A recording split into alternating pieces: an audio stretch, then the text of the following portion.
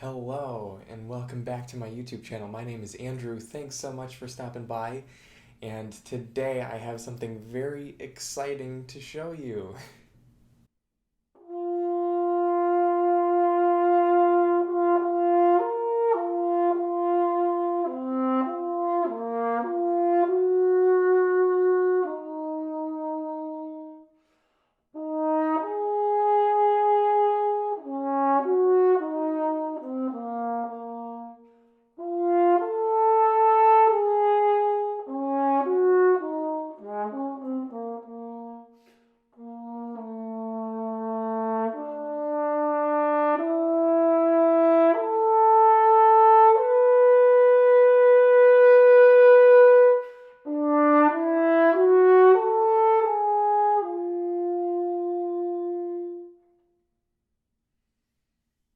So, I'm sure you read the title of this video and you know what this is. This is an alto horn.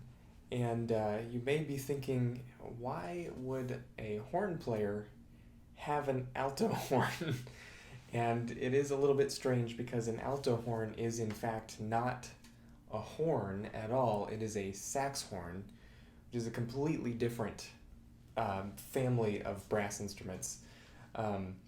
The saxhorns are kind of more similar, more close to like the tuba and the euphonium, the baritone.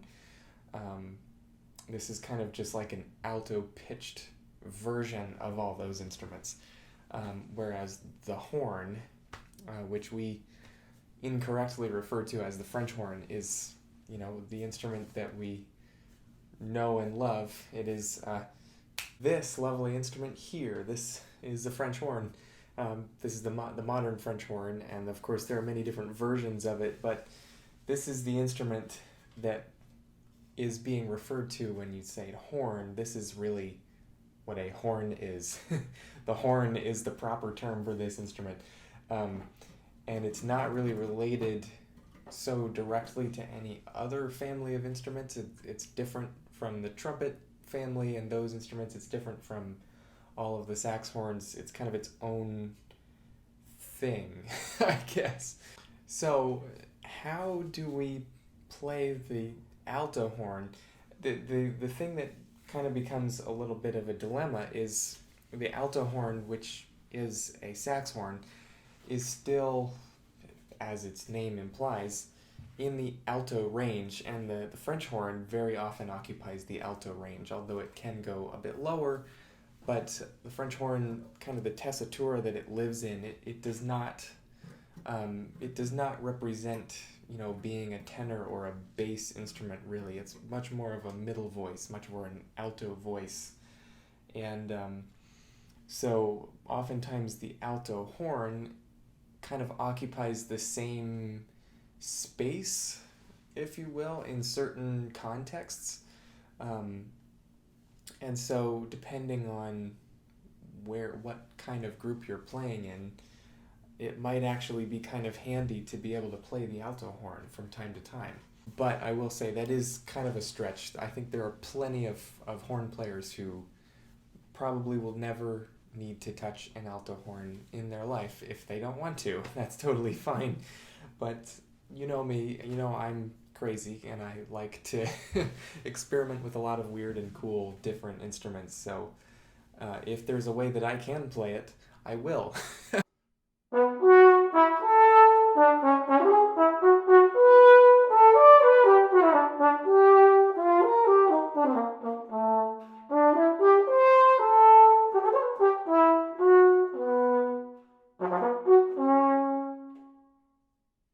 And so the alto horn requires a type of mouthpiece that is completely different from a horn mouthpiece. The mouthpiece is really kind of a big indicator of what family of instruments it belongs to or what it's more closely related to. And the alto horn mouthpiece is really kind of like a trumpet mouthpiece or a trombone mouthpiece. It's kind of like in between those two. It's a cup-shaped mouthpiece, and it's proportioned kind of like a trumpet or trombone mouthpiece. It's very similar to that kind of that type of mouthpiece. And so the lead pipe, the mouthpiece receiver, accepts an alto horn shank, which is a very, very similar size to either a mellophone or trumpet size mouthpiece. It's not exactly the same size, but you can actually put a trumpet or a mellophone mouthpiece in here and it will fit. That doesn't mean it's optimal, but it will, roughly it will fit in here. But of course a French horn mouthpiece will not. The shank of a horn mouthpiece is way too small. It doesn't work at all. So instead we will use a mouthpiece adapter like this.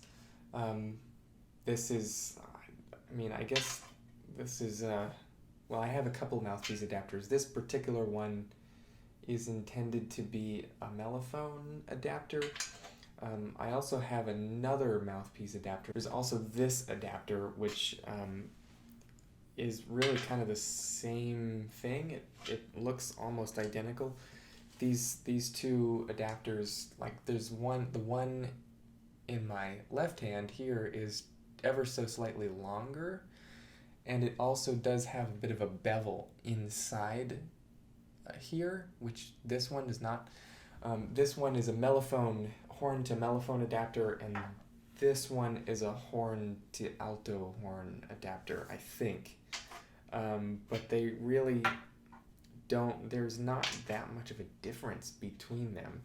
The only real difference is that the horn mouthpiece goes a bit deeper into the mellophone adapter than it does into the alto adapter, and also the alto adapter doesn't go quite as deep into the receiver of the instrument.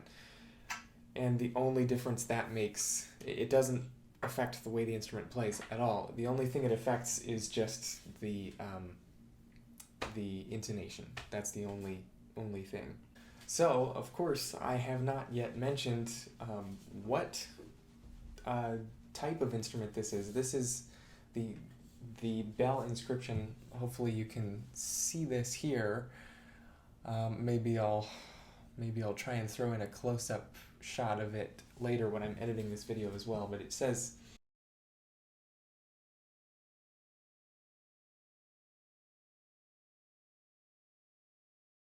so I have no idea, I've never heard of this brand. Lecomte, I guess, is the brand. I'm not really sure. I assume this was made in Paris.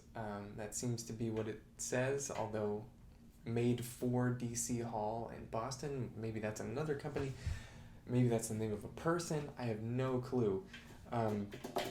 But this alto horn I'm borrowing from my teacher here at Curtis, and the reason why I have it is because just a couple weeks ago I performed the Hindemith Alto Horn Sonata on my graduation recital, and my teacher, I was actually considering playing it on Wagner tuba because the Wagner tuba is a little bit more similar to an alto horn than a French horn is. But then my teacher told me, he was like, hey, I have an alto horn, like an actual alto horn, and you can totally try it if you want to, and if you like it, you can play it on the recital. So I was like, yeah, I'll totally try it out. And so he brought it to a lesson, and I tried it, and it was like perfect. Everything worked so perfectly well on it, and so I performed the Hindemith Sonata on this instrument, which was really, really fun. And it was a bit of a challenge, although the weird thing about the alto horn, from the perspective of a horn player, a French horn player, this instrument is so much easier to play. It is objectively a way easier instrument than the French horn. It's so much more simple, and it doesn't have nearly as many quirks or idiosyncrasies. It's just a way easier instrument to play. But that being said, there is a flip side to that, and that, of course, is that the French horn is a much more sophisticated instrument, and there is a lot more that you can do with it musically. There's a lot more range of colors of sound that you can get out of the French horn, and of course, the French horn is more difficult to play, but if you know how to play the horn well, you can get just way more out of it from a musical standpoint than one of these. But this horn still does have a really cool sound. It's a very bright kind of, I don't know how to describe it. It's kind of like a baritone sound, but even lighter, even thinner, I guess. And it is a cool sound, and there is a lot of musicality that can be done through this instrument, which is really, really cool.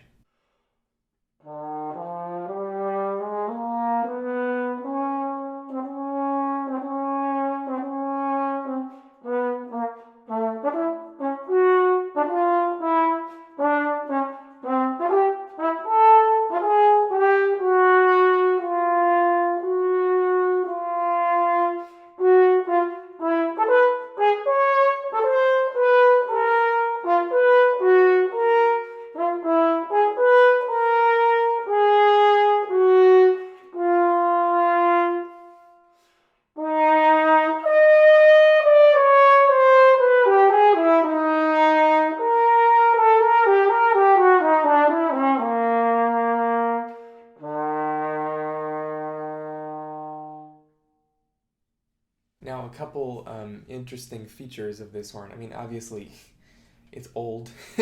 It's completely raw brass, and I forgot to mention this instrument is in the key of E flat.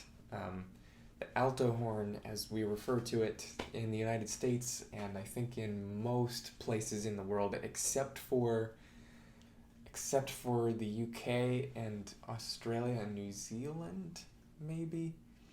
I'm not 100% sure on that, but at least in the UK, I'm pretty sure they refer to this same instrument as the tenor horn and not as the alto horn, which gets so confusing because tenor implies a different range, but yet the British tenor horn and the everywhere else alto horn is exactly the same instrument, pretty much, as far as I know. But it is, objectively, it is an alto pitched instrument. It is in the key of E flat, and the baritone horn, which is really very, very similar to this. It's just kind of a larger sized version of this same instrument in the key of B flat, of perfect fourth lower. Baritone horn kind of fills that slightly lower range, although it kind of fills the tenor range as well, but they call it the baritone. And then you have the euphonium, which is a different instrument, but it's in the same range as the baritone, and it has all the same fingerings, and it uses essentially the same mouthpiece, but I don't know, it's really, really, really confusing. But nonetheless, this instrument is in the key of E flat, and so that proves challenging for a horn player because, as was kind of standardized by Adolph Sax, the guy who invented the saxhorn and also the saxophone, those instruments basically come in a set, where it's the same instrument, just different versions, different sizes of the same instrument. So you would have like your soprano cornet, your B-flat soprano cornet, which is basically just a miniature saxhorn, and your E-flat alto, your B-flat baritone, your E-flat bass, and your B-flat contrabass. Alternating keys, E-flat, B-flat, E-flat, B-flat, E-flat, B-flat keys. And there's also the E-flat cornet as well, the soprano, or what do you call that, the treble cornet? I have no idea what all the names are supposed to be, but they alternate in keys, E-flat and B-flat, the same as the saxophones do. They're in, B-flat soprano, E-flat alto, B-flat tenor, E-flat baritone, so on and so forth. The system that kind of went along with that is all of the music was notated in treble clef, but it was transposing. Each instrument was treated as a transposing instrument, so that if you wanted to switch between different ones, like if you wanted to play both alto and baritone and switch between them, you wouldn't have to do any mental transposition because all the fingerings would be exactly the same, connected to what notes are written on the page. You just put the right valves down, to what you see, and the correct notes will come out of the instrument. But of course, if you're like me and you have perfect pitch, that all is completely out the window. That system does not work at all because my ears are tied to what buttons I'm pushing. If I press a certain combination of valves, that is directly connected to what note I'm expecting to hear. And of course, if I read a note on the page, I'm expecting to hear a certain note there as well. So I have to transpose any way you cut it. It really does, it doesn't help me at all with the transposing the whole system. And so then it becomes even more confusing from the standpoint of a French horn player such as myself, because I'm used to playing the double horn, and sometimes I play the single horn. Recently I had the video out about the Vienna horn, which is all F horn. I have spent time playing B-flat single horn from time to time as well, and also descant horn occasionally. And those horns, it doesn't work the same as any other type of brass instrument. In the modern day, we just read horn in F, and then we have all these different horns with different fingerings, but we just learn them to be just different fingerings. I don't know what I'm saying anymore. It's so confusing. But of course, pretty much all of our instruments are either in F or B flat or high F. Only on occasion will you see like a triple horn with a high E flat side. But most people like me who are still advancing students, it's very rare for any of us to even be playing a triple horn anyway. And I think more commonly, if you have a descant or a triple, it'll have a high F side, not a high E flat side. So we're used to F or B flat patterns into the fingerings that we know.